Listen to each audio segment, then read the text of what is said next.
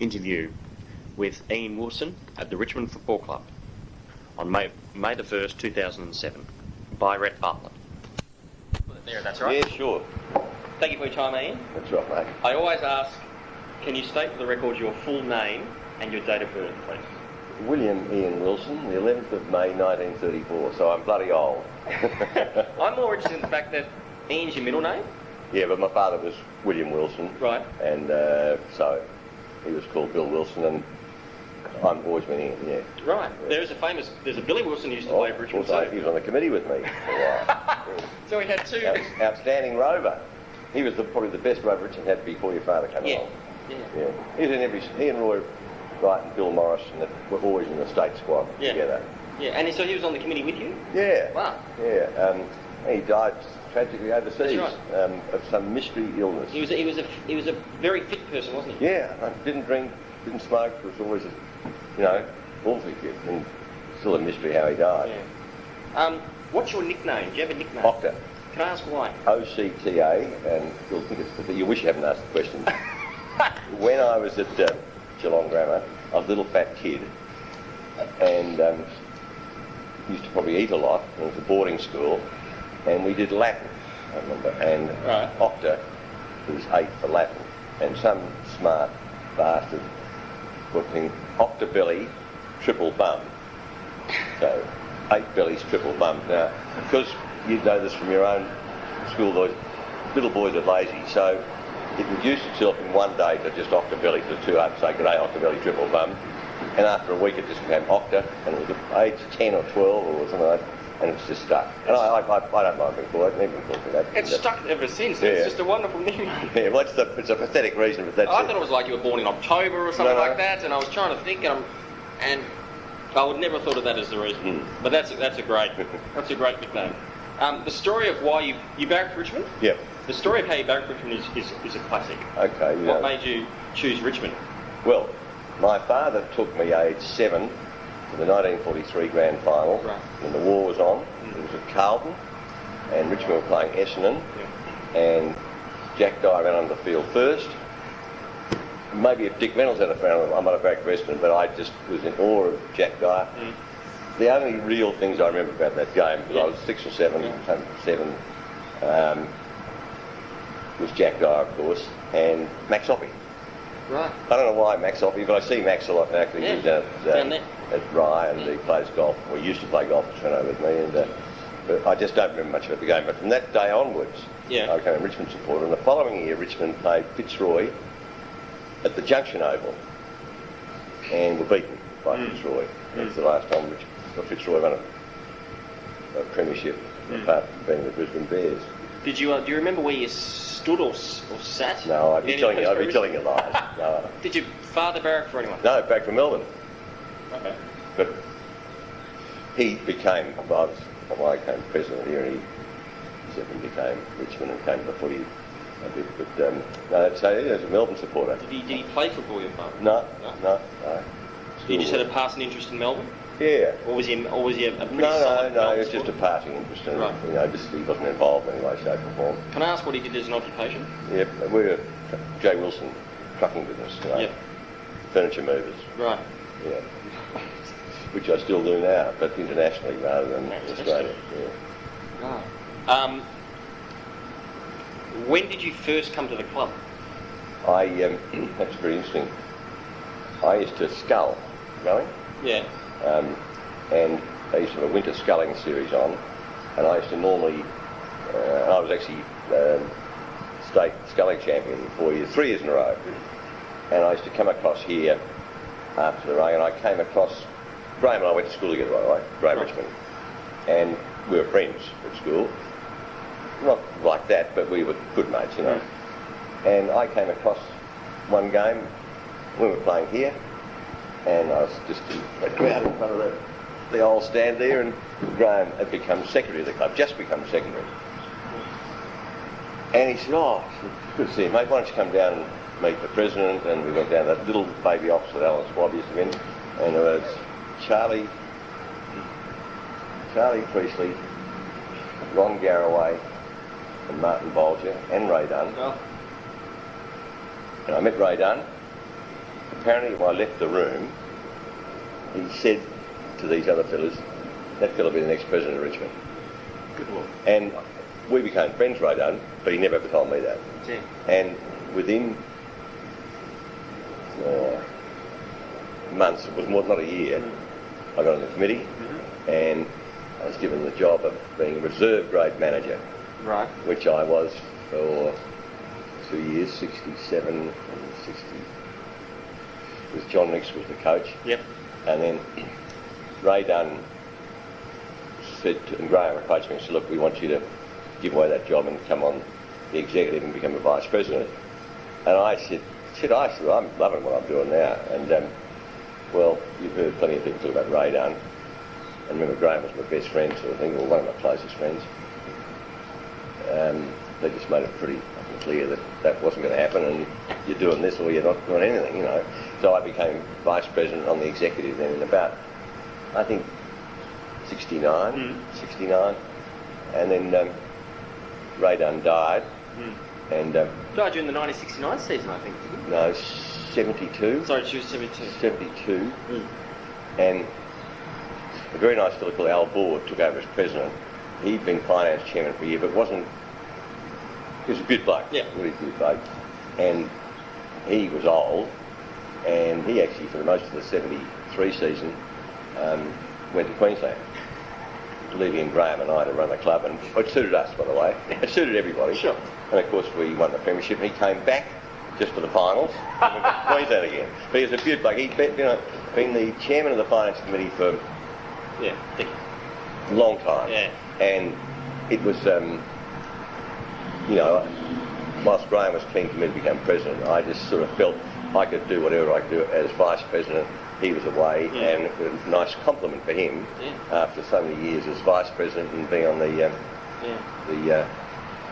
finance committee. And anyway, he stayed for a year, I think, and then I took over at the end of 73. I was actually president, really, for the 73 Rand final. Really? Yeah. In figure anyway, yeah. Of all the people I've spoken to, many people have Graeme Richmond stories. Many people have Graeme Richmond stories, Maury Fleming stories. Yeah. But you knew Graeme when you were a kid. Yeah, 10 years of age. Can you just tell me briefly your memories of Graeme and yourself when you were younger? Oh yeah, he came from Port Arlington. No. Bellarine Peninsula, Drysdale or somewhere there, and I can just remember this kid with he was bald in the first, with massive curly blonde hair, age 10, and he was with cricket. He was a wicket keeper, and he loved all that, but loved football. And we found out that we both barracked for Richmond, and there weren't many people at Geelong Grammar School that barracked for Richmond. There was another couple of fellas who, not important, but so we used to talk about Richmond, and of course hopeless. So they made a semi-final in 46, I think, but they didn't. Well, it was 23 years between the premierships, and of course when he was just a desperado about all sport. Graeme loved all sport, but he died wondering why the hell swimming in the Olympic Games. Was it the ballet type swimming? Oh, synchronised swimming? He died wondering why the hell synchronised swimming was an Olympic sport. But he loved all sport, but particularly, obviously, football, Rhett. And we had a great relationship here because we both trusted each other completely in everything. And the people from other clubs couldn't work out why we were both pretty fiery individuals when we were young. But if we had a difference of opinion, we had it like you and I, 1-to-1 now, never at a committee table or anywhere to see us have a different opinion. The most massive difference we had was the father was involved, well, it wasn't involved, but Harry Beichel picked the team to go, the Galahs to go to Ireland in 1967. And so Graeme said, this is great. And I said, yeah, but what about the insurance arrangements? Because I'm a bit more commercial than Graeme. Sure. And he said, I don't know. Well, I said, we better find out. I said, we've got the most valuable asset the Richmond Football Club's had for 23 years, and there's Billy, your father, Royce, Billy, your father, Royce. Francis? No, Paddy Ganane, I think. You could find this out, I don't remember. And I said, it's dark. I said, we're not going to send the bloody most valuable asset. The bloody club's in 24 years, but not insured. Anyway, he said, look, you've had to go overseas a couple of times on business. And he said, half these poor buggers will never get past and kill the pier. Back in '67 it was a big deal to go overseas. And I said, bugger it. I said, listen, we're supposed to be responsible and run this club. We've got to be insured anyway. Eventually Ray Dunn Harry White said he couldn't afford to insure it. Ray Dunn stepped in and said, look, I want you fellas to compromise. I'm not compromising, I'm not. Anyway, I eventually compromised and said, okay. But it was really probably the biggest row we ever had. It sounds mad, doesn't it? Yeah. But that was, but nobody saw that row except Ray Dunn and Graeme and I. Yeah. I remember meeting Graeme once, very late in his life. But for those who never met him, can you tell me, just very quickly, what was Graeme Richmond good at? Recruiting. In what way? What made him such a good recruit? I'll tell you what, he had, I think I mentioned that in the tape. Yeah. He had a coterie or connections all over the countryside. Yeah. He had Rhett Bartlett was best on the ground for Corowa on a Saturday afternoon. Yeah. He'd know about it Saturday night. And if it was that good, he'd be up there Sunday afternoon with Ron Carson and sometimes myself and sometimes Jack Dyer. But he was just brilliant at that.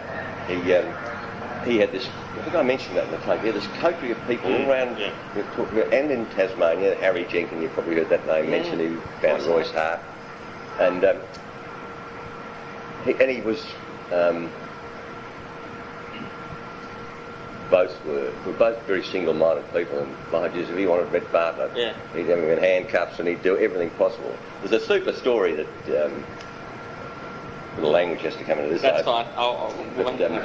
I wish I could remember the player's name, but Harry Jenkins rang up at some stage, Tasmania, and said, got this fella, this kid, Rhett Bartlett, his name was, played a sensational game on Saturday. We've got to get him. He said, so I couldn't go. Swabby was the secretary then. He couldn't go. Graeme said, I'll go across. So you'd be too young for this, but Captain Pelt put a ship into the Derwent River Bridge and knocked the bridge down. Anyway, Graeme never drank, except with me, drink with me. Never had a drink at his hotel. And he didn't like people seeing him drink. But he didn't drink much anyway. He loved the port and everything, but he'd have a few glasses of wine with me and had a fine wine. So he said, Harry said, let's have a drink. And he said, no, let's go and see young Rhett. So they went to, let's say, Glenorchy, and I'm making this up. Yep. And they knocked on the door and viewed that Harry was with him and he said, hello, Bartlett, Graeme Richmond, Richmond Football Club. That's right, we're the boys in the black and yellow Guernseys. And I'll tell you what, we've heard about young Rhett. We think he can play. He said, we'd love to talk to him. And he said, by the way, the lovely hydrangeas you got there, Mrs. Bartlett. He said, wait till the geraniums. Oh, sorry, the geraniums. This is a true story, apart from the name. I wish I had the name. So he said, now, Mrs. Bartlett, can we go and see young Rhett? He said, oh, he's out the back chopping the wood or something like that. And so Graeme goes out there. He says, g'day, young Rhett. Graeme Richmond, Richmond Football Club. That's right. We're the boys in the black and yellow Guernseys. And I tell you, we play on the big MCG. I'll tell you what we've heard about you, and we think you can play. And we'd like to see you in a black and yellow Guernsey on a big MCG with 100,000 people there playing on the grand final in the tiger colours. What do you think about that, young Rhett?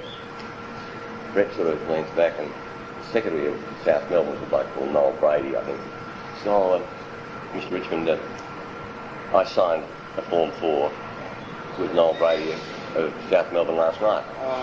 Graeme turns around, Jesus, Harry, what are you doing here? Anyway, he gets his composure back. He said, yeah, well, young Rhett, you signed with Noel Brady at South Melbourne last night. Oh, yes, Richard. He said, well, I'll tell you what, young Rhett, when you play your first game, I hope you break your fucking leg. Come on, Harry. True story. True story. That's great. I don't mind swearing at that. Well, if the story's lost with you, I hope you break your fucking leg. Have you been told that before? No, not that story. No. He was a great orator, wasn't he? Graeme Richmond, a great orator, he had a great eloquent way of speaking, or hard hitting. He had a very squeaky voice for such a tough fellow. Yeah, really. He has little low pitched voice. He didn't have a great speaking voice, but he had a great power behind him. And he was convincing in what he was saying. Oh shit, yeah. Can I flip it around the other Yep, side now? sure. Is there anything that he wasn't good at, or he had a weakness in Richmond? Didn't abide fools. Didn't abide fools. Didn't abide fools, which is a weakness in a football club. Yeah. You've got, you know, the Governor of Victoria is the number one member, and you've got the boots that are down here. Didn't handle small talk too much. Very positive person, and I suppose we were both a bit like this, and it is a weakness in you in an all-round situation. Being single-minded, you can go like hell, like, take the Futura thing. We got so single-minded about that, Rhett. Yeah. It obsessed us. We just had to get it. And I was president, I make no excuses, the worst mistake I ever made. Trading the whale, Yeah, I know that. Graeme Teasdale and Francis Jackson, what most people don't know, plus $40,000. And we were single-minded, and hundreds of bloody hours, it took us 6 months to do the whole thing, and that's a weakness, and I admit having the same thing. We both became obsessed with getting this fella. We weren't going to be beaten, but we got him because he played one game in whatever, one good game anyway. Even Tommy was. Tommy was saying how. Oh, Tommy was obsessed with getting him. Yeah. Yeah, I know. Tommy was the bloke that drove us. Yep. Once he said, he coached a stateside, Tommy, with Futura, and he said, I get this fella, we'll win the next 10 premierships or something like that. You know, I'm like a slight exaggeration there. And he was obsessed as well. But we put the executive time in, and money, and 3 great players. And look, we were a successful club, and we kept winning games and premierships, and so people think about the good things we did, but I admit that's the biggest mistake we made. Well, Tommy said the same thing after it was signed. He actually started to regret it because he lost people like Whale, who was such a team person, everyone admired him so much, and he felt that maybe they had done the wrong thing. Yeah, well, we certainly did, and no excuses for that. Can I ask, what do you remember about Ron Carson's garage? Oh, lots. Was there. Spent too much time there. It was on the corner of, do you remember? Corner of Cremorne Street, just over there, but he then moved round the corner into a little street, a lane sort of thing, and I spent a lot of time there. Yeah. But a lot of players would go there, wouldn't they? And the club was happy with that?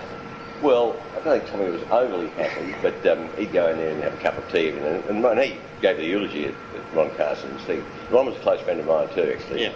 But look, it was a great thing, but there was a rule they couldn't drink after Monday night or something like that, and I think that probably rule was broken a bit. I'd make a point of not going there after Monday night because I didn't want to be compromised, and look, most of the blokes didn't abuse it too much, but it was a great warm meeting place. And stuff. And Tommy would go in there in the morning and have a cup of tea with Lon and that sort of thing, but he was a great bloke. He'd have been dead by the time you hit the scene here, I think. Yeah, and didn't Ron Carson just turn up at Richmond and open up a shop or something? He had no idea sort of who he was barracking for, and that's something like that. Garage. That's right. Just opened the garage. Yeah. He learned to be a mechanic in the army. Right. In the army during the war. No, he's a great fella. I don't know how to speak so highly about him. I noticed while looking through some papers in the museum that you actually gave the eulogy at Graeme Richmond's funeral. Yeah. Do you remember what he said? Do you remember some of the comments he made, or what the overall eulogy was encompassing? I spoke about his loyalty as a friend. I actually did mention the fact he loved all sport, and I mentioned the synchronised swimming thing. And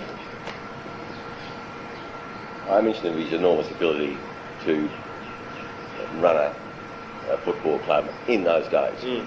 And no question, I mentioned that he loved sport. I remember his loyalty as a friend and his ability to run a football club, probably the best administrator of his time. Yeah. You spoke about the Futura swap. What do you remember about the Barrett-Stewart swap? Oh, that was set up really. Alan Schwab, Graham had retired as secretary. Right. Alan Schwab came in, and Swabby was actually assistant secretary at St Kilda, and he knew Stewart. And what was your role at the time? I was talking 71. Vice President, yes, 71 or 72. 71 or 72. Because he won the Brownlow Medal the first year he came here, didn't he? And I remember Swabby coming to Graham and I, and he said, look, He said, no question, I could set up a swap with Stuart for Barrett. And I remember going, fuck Stuart for Swappy, they'll never fall for that, He said, they will. So, Swappy said about that and achieved it, and it was done before the club's annual meeting, and Ray Dunn was president, and it had been announced in the paper that Swappy, they booed Ray Dunn on the stage of Planet Hall for swapping Barrett and Stuart. And Stuart wins the Brownlow medal the next year, and so it was all because. But at the time, they booed Ray Dunn. I forget so well. I was cringing out the back, and we were sitting on the stage here at the front. It was your father would remember this too. Yeah. I wanted to touch on a particular day. Yeah. A very famous day, which I'm interested in your opinion of. The Windy Hill Brawl. Well, actually, I can tell you something quite funny. Go ahead, please. I was in Spain. I wasn't here. I was president, and I rang up my office on Monday morning and spoke to my manager, and I said, how'd the Tigers go? And he said, oh, they beat Essendon, that's good. He said, oh, there's a bit of a problem there. Your mate, Graeme Richmond's in a bit of trouble. I said, oh, he's whacked some bloke. So I ring up, I'm in Spain, and it's 1974, and telephones, and I've got the girl in the hotel I'm staying at Malaga. I had a transport conference there, and they're saying, Mr. Richmondi, Mr. Wilson calling Mr. Richmond, and a voice said,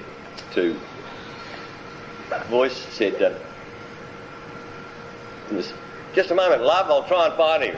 It was the Vaucluse Hotel, of course, he owned it then. And Graeme came on the phone, and I said, good win on Saturday, and he said, I understand you had a bit of a problem.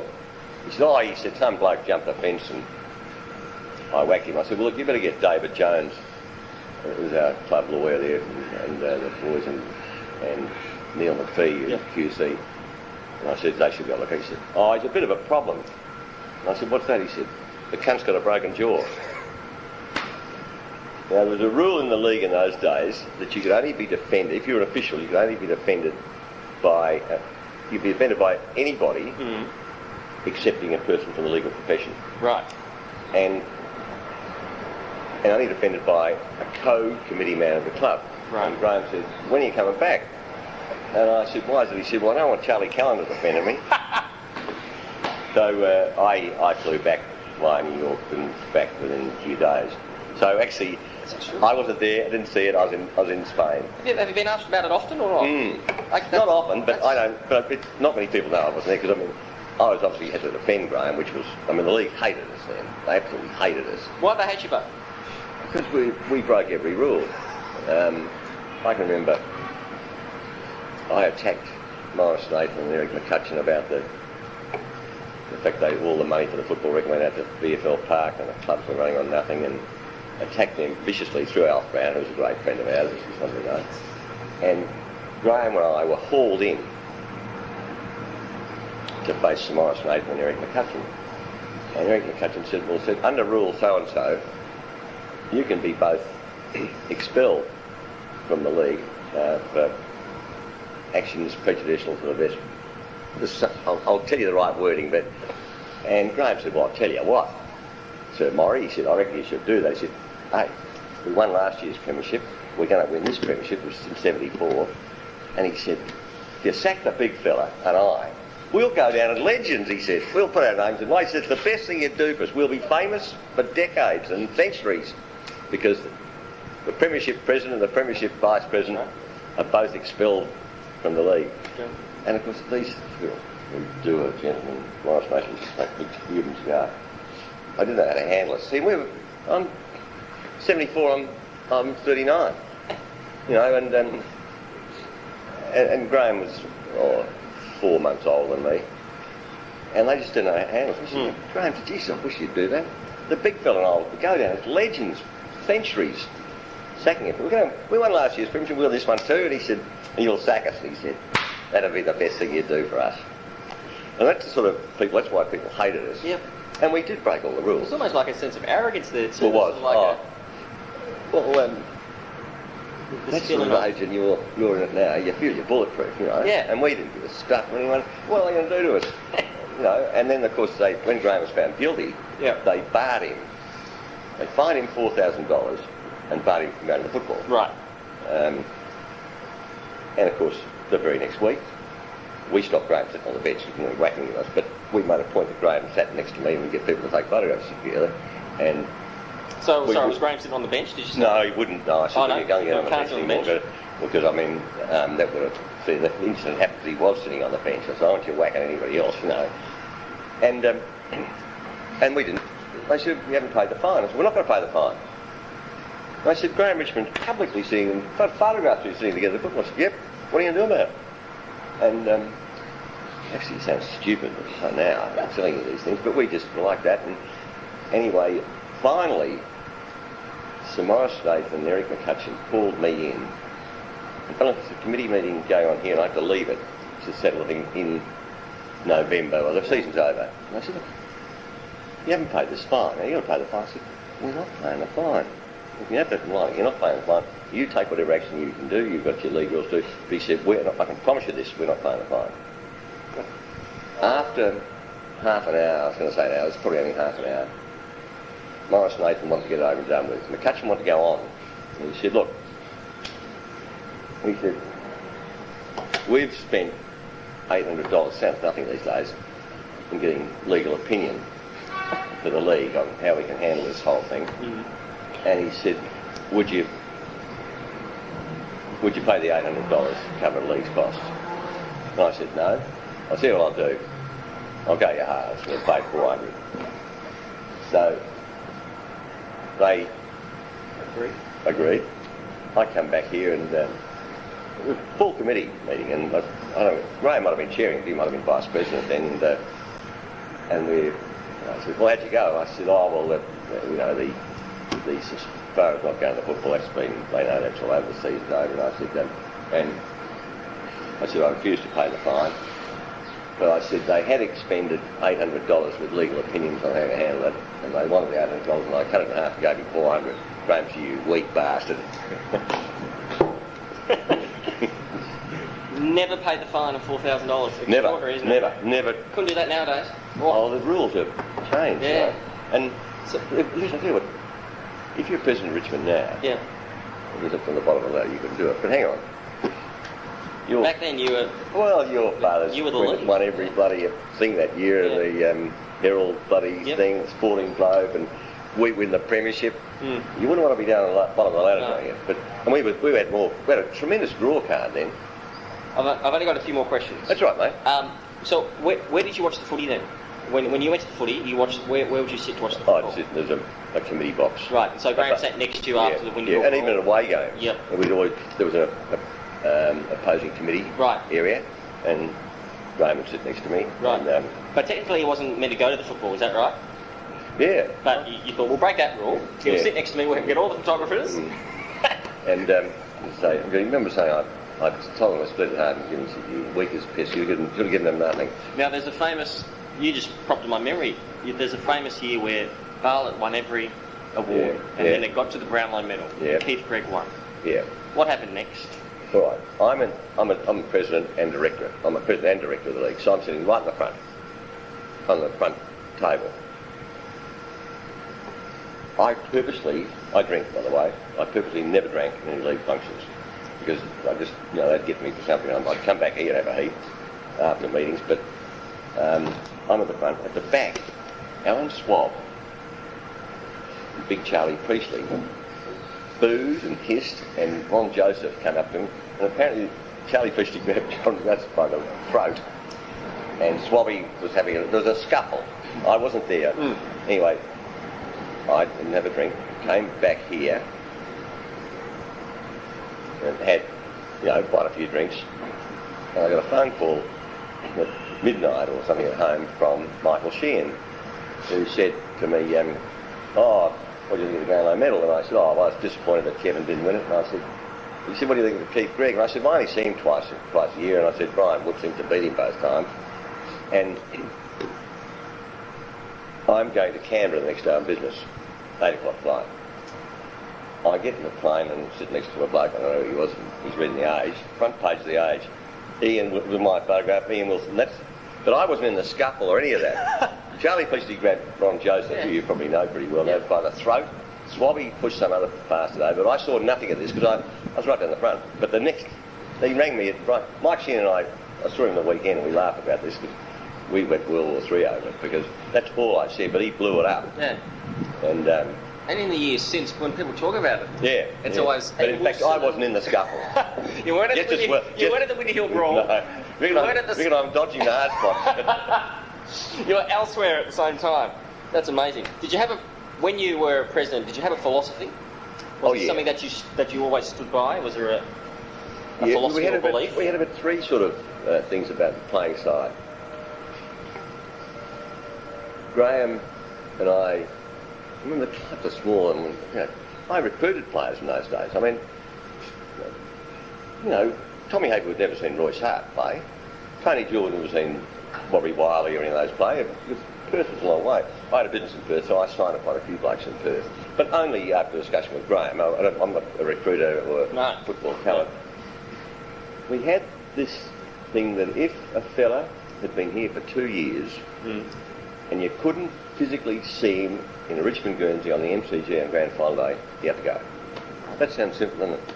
A bit bloody old-fashioned and dinosaur, but we had that rule in our heads. And I remember the beaut bloke who I loved here, I forget his name now, I'll think of it too, that's right. who I loved, and I went overseas. I only go overseas for a couple of weeks in the season, and I came back and this bloke had been cleared. And I said, shit, Graeme, what about, I think it was Gerald Betts. Right.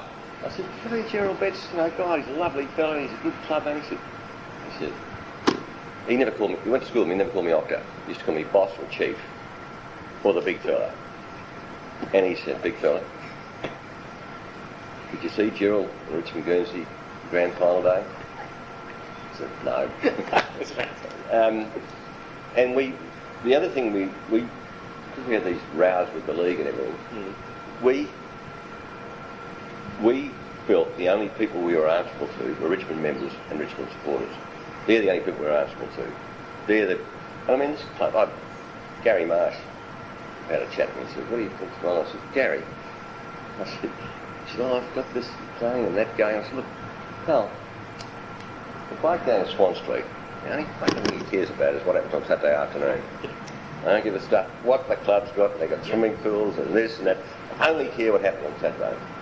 And Graeme left it to me to run the administration, and we built up a hell of a coterie of people. There was 12 people on the coterie when I became president. They finished up being 160, I think, and we got people like Rear Admiral Sir Brian Murray and Sir Philip Lynch, still Peter Nixon, Lindsay Thompson. We found out who these Richmond, I did, and got them in, and they all became totally involved in the club. And I used to look after that side of it, and this was a first for Richmond, this was. A friend of mine was managing director of the brewery, CUB, Lou Mangan. And he used to invite me up to drink in the Burberry Street boardroom. How do you spell the surname? How's Mangan spelled? Mangan. Yep. And we're up there for a drink, and I said, and this is 1973, I'm president. I said, how'd you like to sponsor a football club? No club was sponsored. Yeah. So this is the first, and I was an innovator in those days and used to think laterally like, I said, what do you mean? I said, you can sponsor Richmond. And he said, well, what would it mean? I said, well, we'd make sure they trained in sweaters with CUB written on them. We'd make sure they went out in tracksuits with CUB, but I said, the league obviously won't let us put sponsorship on the uniform, which they wouldn't, because nobody else had done it. Yeah. He said, how much do you want? And I said, 50,000. He said, Jesus, Octa, back off that. And I said, well, so we sat down a couple more beers, and eventually 28,000 we got. And we were the first club ever sponsored. And it was interesting, I went to your father and Tommy Haker. I said, you fellas don't drink and swear and smoke. And I said, you're going to be offended by having to wear, and when you go on television, Tommy, you've got to wear CUB on your thing, and tracksuits, they run out in CUB, and they'll train in sweaters with CUB written over here, because we're obviously very photographed for training because we're a top club. Yeah.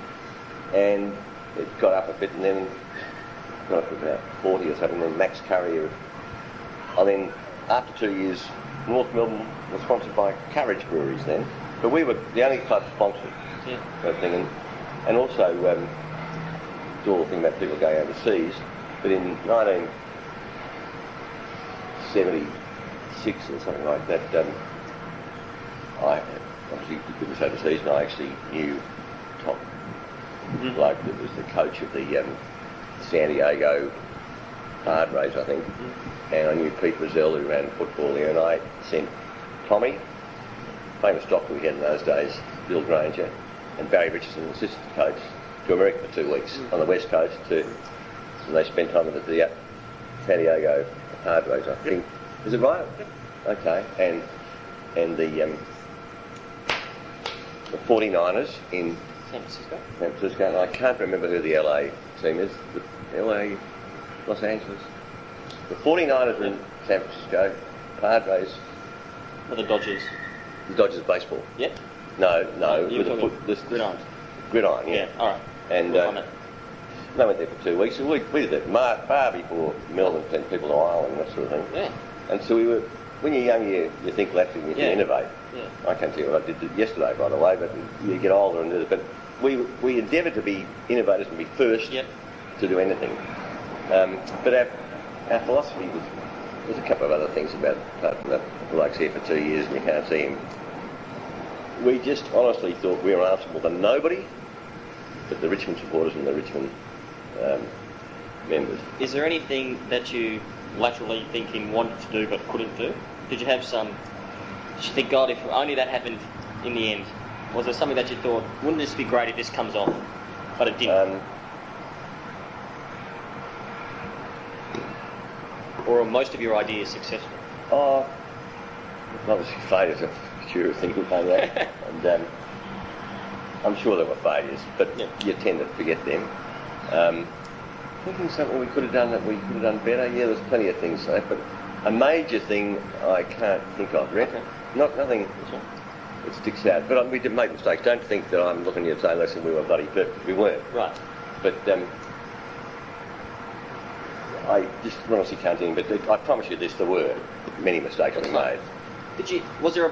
When you came to the club, or at any stage in the 70s, was there a plan to win a certain number of premierships by a certain number of years? Yeah, well, actually, we actually, Ray Dunn and Graeme and I sat down when I first got here. Who did, sorry, Graeme and you? Graeme and you? Ray Dunn, Yep. He was the president. And he said, look to Graeme, he said, I look at Collingwood and see why they're so good, and Ian, you look at Melbourne, and we looked at what they did and their recruiting and their methods, and we came back with a plan for us to, I think it was 64, and we said, we reckon we're going to do this, and this, and we've got to do this to do it. We reckon we can win a premiership in 68. We made a mistake.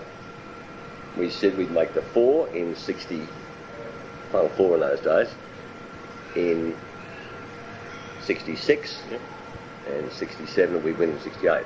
Well, we didn't make the 4 in 66. We won the premiership a year before we did it. And then, if you remember, 68, we were abysmal the year of our plan. So, but it was always, we're not, mental heavyweights. No. We hit and miss a bit, and but we did develop a hell of a feeling here about us against the world, and we did it on purpose. Richmond against everybody, and it worked because we got a tremendous spirit and club membership, buggery, and I think statistically will show you. I think in 1980, we averaged 50,000 people at the MCG and every home. We played every second game there, of course.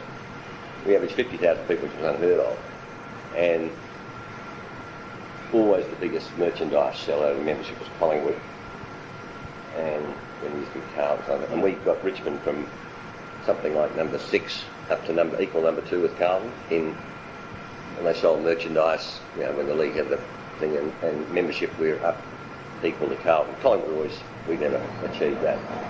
And we did, and we, on purpose, we would engineer a big row with the then VFL. You would purposely engineer a row? Have a row with them and say what problems they were and how the bloody people didn't go and watch Sir Morris Nathan check it, what they want the teams. clubs weren't getting the money, and front page my day, I attacked the living shit out of it. That's when I was caught. Famous photograph of me being handed a letter by McCutcheon saying he would desist from making detrimental comments about the league, president of the league, executive director, for rule number so-and-so will be exercised, acting prejudicial to the best interest of the league. Well, we didn't get stuff about that, but we did this always in March. You know why?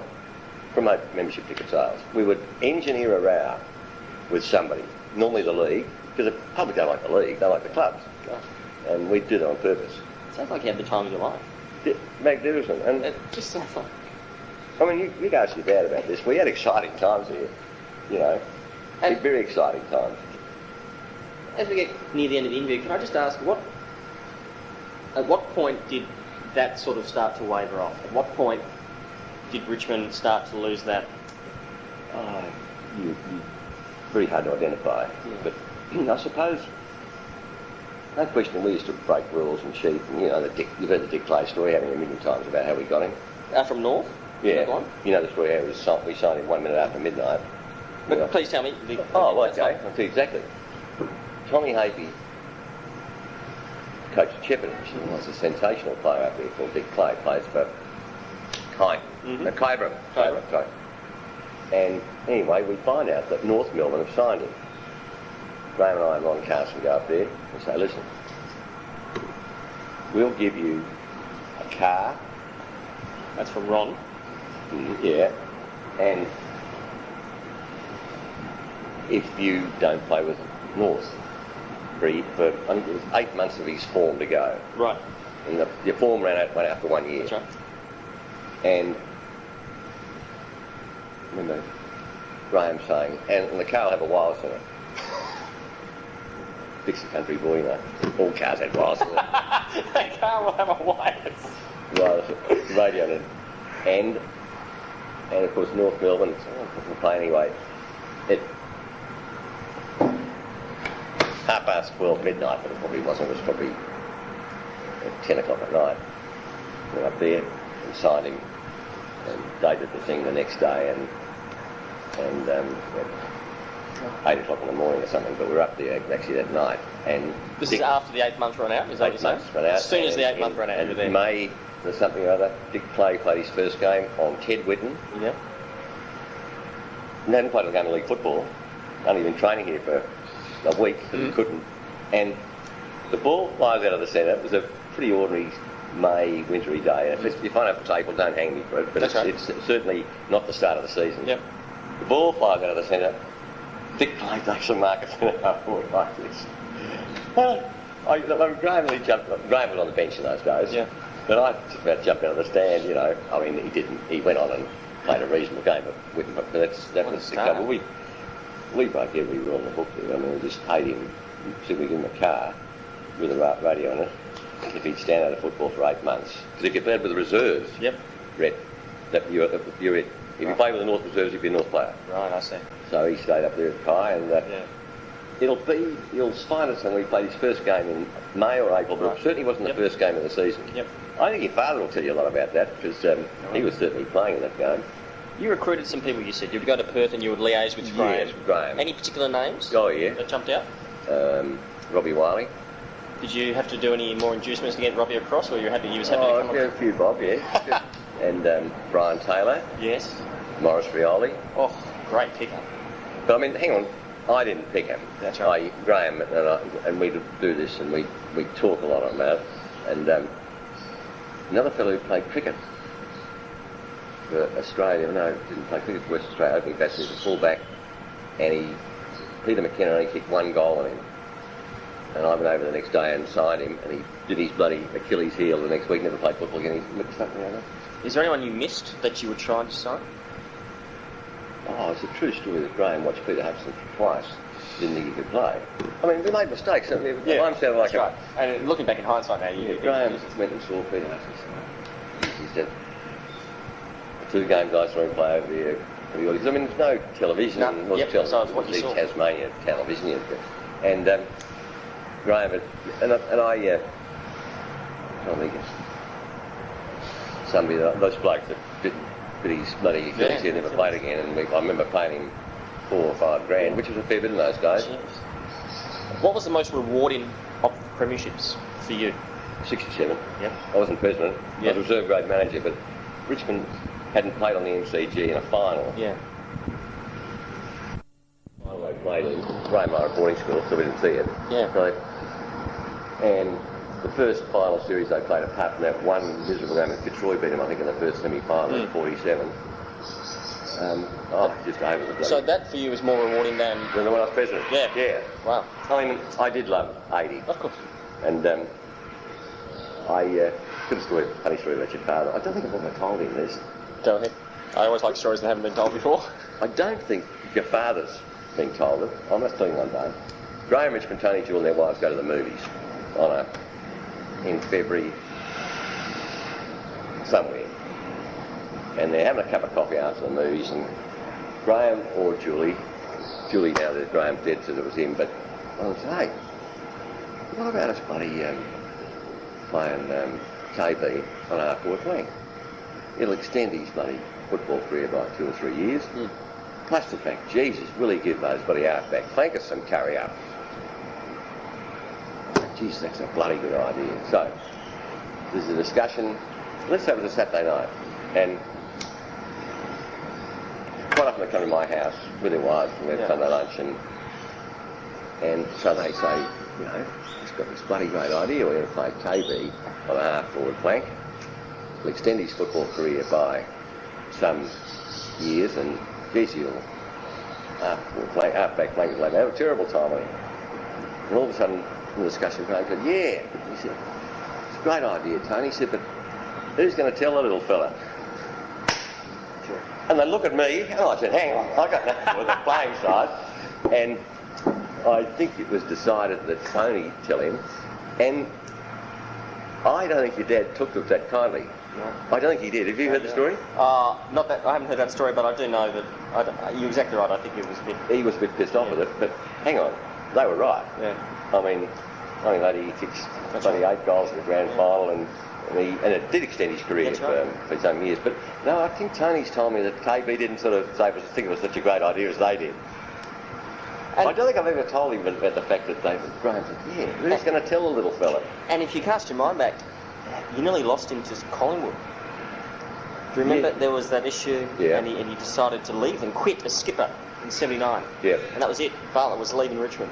Yeah. Was it really?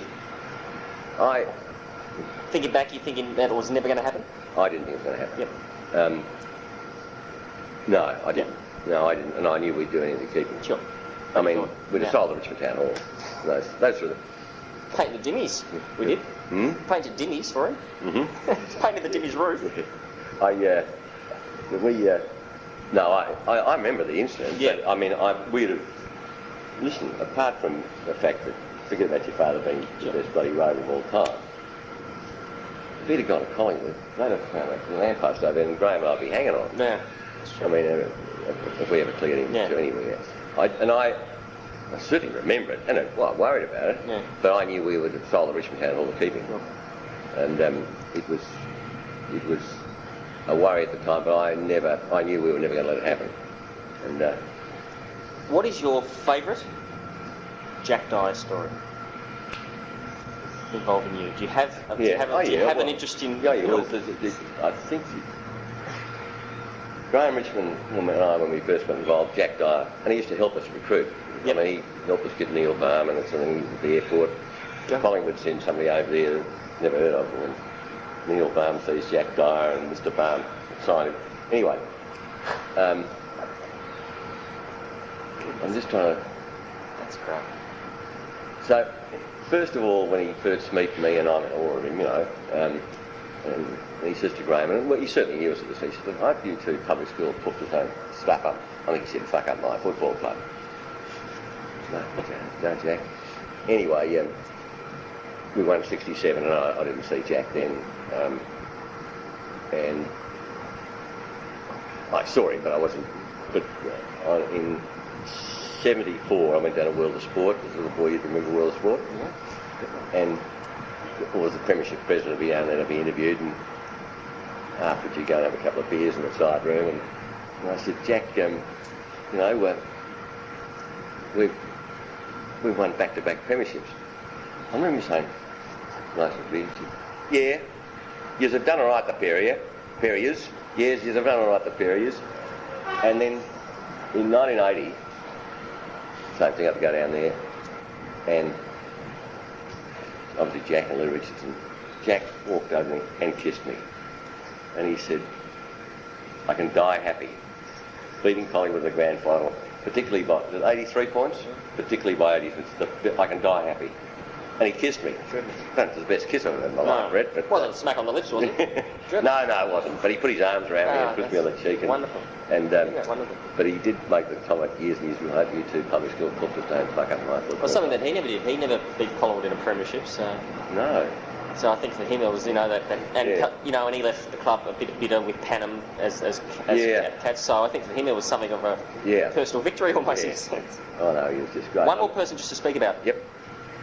Describe Alan Swab. A very passionate man about everything. He never did. He never beat Collingwood in a premiership, so... No. So I think for him it was, and he left the club a bit bitter with Panham as Cats. So I think for him it was something of a personal victory almost in a sense. Oh no, he was just great. One more person just to speak about. Yep. Describe Alan Swab. A very passionate man about everything. About everything in life. I was speaking to Mel Brown, and he was saying that Alan would give you the time of day all the time, no matter what time of day it was. He would sit and he would spend time with him. Yeah, regardless of what. I signed Mel Brown. Beg your pardon? I signed Mel Brown. You signed Mel Brown? Yeah, I put it on fake. First was a long way away, and Graeme, the 1966 carnivals. Yeah, that's right. Graeme comes back and said, "When are you going to Perth?" And I said, "No, I had a business over there." He said, "Oh, I'm going west of this." Jesus, that fella there. Jesus, he's, that champion half-forward flanker of Victoria, Rhett Bartlett. He said he's given him the best right cross I've ever seen thrown in my life. And he said, we've got to get him. And I went over there and I signed him in 1966. That's right. In Mounts Bay Road. So I did sign Mel Brown as well. But Graeme told me to. That's right. But Mel couldn't come over at that stage. They wouldn't let him come over. Because Mounting came over till about 74 years later. Played 14 games. He said he signed with Collingwood. He went to meet with Collingwood and he went to meet the official, and the official never turned up. And he was walking with his mate just around the area, and he bumped into, it was like Alan Swab or someone like that. No, well, I'd signed him before that. He certainly did. Alan Swab was in the club. 66. Yep. Graeme Richmond was the secretary, and there's nobody else, and the girl just came in one finger type every second afternoon. But I actually physically signed him in 66. In what street? An accountant's office in Mounts Bay Road in Perth. I'm not forgetting, he's a fresh-faced kid of 17 or 18. Yeah. And just go back to Alan Swab. Passionate about everything. Passionate about, loved sport. Yeah. Loved soccer. Had a tremendous knowledge, very much like your father. Right. He could tell you who kicked so many goals for Manchester United and he knew who'd won the bloody baseball and the gridiron and this, and he knew about the European clubs. But he was passionate about all sport and passionate about life. Right. And so what was he able to give to the club? Once again, he had tremendous recruiting ability, like Graeme did, and could pick a player. I mean, when he was with the working for the league when he left us, he rang me up one day and he said, "Hey, listen, there's a kid. I just watched the Teal Cup. There's a kid in Perth called Brian Taylor. Get over there and get him off because he's going to be everything. The best young player I've seen play in the Teal Cup." And he was just great on picking blokes out. And I was over there next week and signed Brian up. But I'd given the impression I picked the players. I didn't. Other people like Graeme and Swabby and various other people. Mel Brown told me about Rioli. Yeah. Amazing to think at the time here in the 70s you had this extraordinary collection of men. Yeah. Yourself, Graeme, Alan Swab. Yeah. Oh, yeah. Just to look after everything and to guide the ship. It was... You may not see it again in our lifetime. Right. These three, the great. And we were very close friends. Right. Yeah. And we used to stick like hell together. Yeah. There's a nice story about your father. I don't know whether you know. In whatever year he came here, Graeme, this decision, all this thing, got to find a rover, and we had different rovers: Frankie Demartina, Peter Hogan, bloke from Checkwick or something, and some bloke called Kevin Tassel from Ballarat. There were 7 or 8, and Graeme was, of course, secretary then. And even though I was not vice president, You know what? He said, this is the way Graeme was speaking, the little fucking slugs found some fucking bloke from Lennox Street, Richmond. His name's Bartlett. And of course, that's my memory. Did you live in Lennox Street or something? Yeah. How's it He said, the slugs found some little prick named Bartlett in Lennox Street, Richmond. We've been chasing all around the fucking world. My last question is this. How do you think, or how would you like people in 50 years or 100 years' time to remember Ian Wilson's contribution to the club? For those who never met you, how would you like people, or how can you sum up your contribution? That I was passionate and loved the club. Yep. And did everything possible in my body to make it be successful. Everything possible. And it's, Rhett, you'll become as old. I'm 72, mate. You're how old now? 28. 28. All right, until you're 30 or 35 or 45, you'll think you're fucking bulletproof and you can own the world. And we think we'd own the world. Graeme and I, we didn't fucking don't worry about it. And we just didn't care about the rules. We didn't care about what people thought about us. We came out of Collingwood one day, he and I, in my car, in a little dirty lane, and all of a sudden the bloody bloke throws a, wasn't a can or a bottle or something, some bloody thing at the car, and you get round the corner and just to get into Johnston Street there, there's a heap of them on the corner and booing the shit out of us, and Graham's laughing. He said, oh, cocker, we've made it. They fucking hate us. That's what we want. Because in the lovely days of Murray Fleming, this was a beautiful place to come, very friendly, nice, and they didn't have any shit in them at all. And you're not going to like me saying this, but to be president of a football club in those days, you had to have a bit of shit in you. I don't mind telling you that. But at my age now, I mean, obviously, it's not in the last few years, but can you imagine it over since 1984 when I got out, you can imagine how many approaches have been made to me to come back. And I knew in my own mind I didn't have that shit in me left, or that passion to do the mad things, and they were mad. I mean, the Bachura thing was mad. But it's just, you know, unfortunately, most people will remember us about the good things. I mean, getting Paul Sprouse for $1,000 from Essendon and Dick Clay stealing him from North Melbourne.